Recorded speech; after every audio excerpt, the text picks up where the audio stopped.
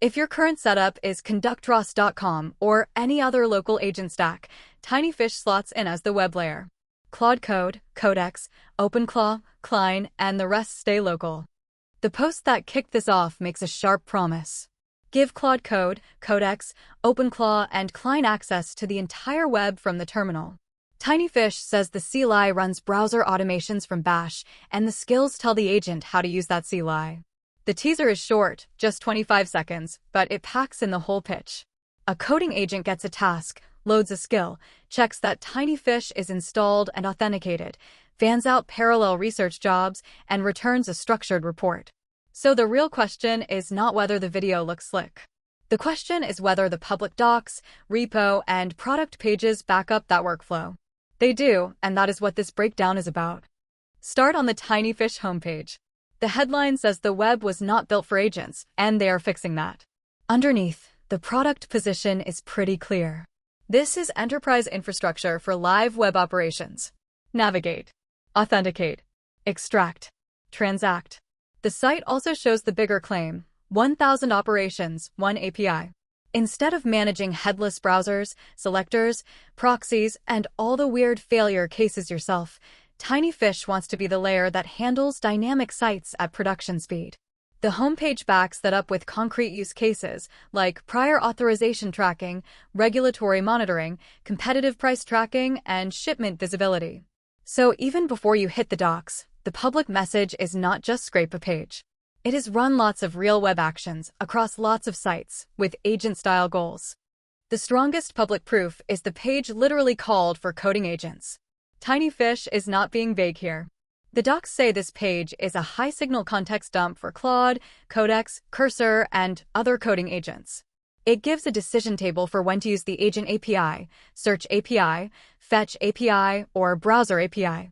It lists canonical endpoints, expected latency, and minimal request examples. It even points agents to a full LLMS full-text file when they need the complete reference.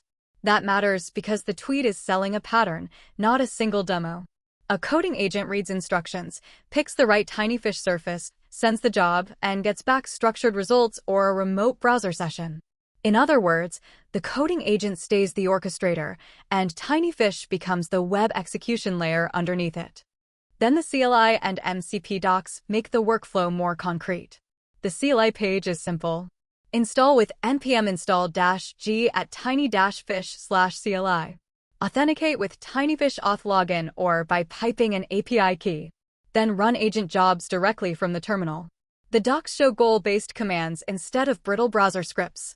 The MCP page pushes the same idea into assistance. Connect TinyFish to Claude Desktop, Cursor, or Claude Code through a hosted MCP endpoint, and the assistant gets tools like Run Web Automation Async, Get Run, and List Runs. That is why the tweet uses the phrase CLI plus skills. The skill tells the coding agent what sequence to run, and TinyFish supplies the web actions. You can also see how this scales beyond one-off browsing. There are clean surfaces for direct fetches, search, and lower-level browser control when you need a full session instead of a goal-based run. Now look at the actual demo clip from the post. The screen opens inside Claude Code in the TinyFish Cookbook project. The prompt says the user has an interview with Satish Nair from TinyFish for a product role and asks for help with /stock-my-interviewer. Claude loads the skill, then runs the pre-flight checks that the public skill file also requires. First, which TinyFish and TinyFish version. Then TinyFish auth status.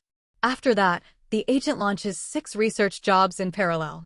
The visible targets match the public skill instructions almost exactly: LinkedIn, GitHub, X, News, the company blog, and conference appearances. The result is not a vague paragraph. It becomes a structured interview prep report with sections on role, career path, company stage, what TinyFish does, what the interviewer cares about, conversation starters, and gaps in research. That is the best part of the demo. It is not just browser control. It is browser control wrapped in reusable operating instructions, then turned into a shaped output that a coding agent can actually use. And the open source proof is real.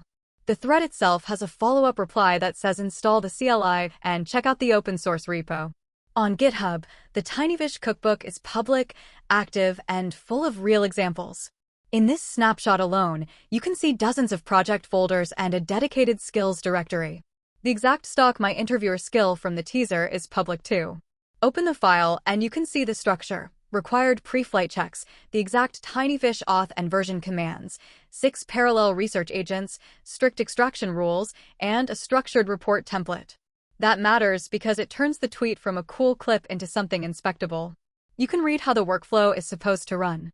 You can adapt the skill. You can trace the model from prompt to skill to TinyFish job to final report. And if you are evaluating the claim that this works with coding agents from the terminal, this repo is the strongest public receipt. The takeaway is simple. Keep the main agent workflow local. Add TinyFish when you need the live web. Then inspect the public proof yourself at tinyfish.ai and the TinyFish cookbook repo.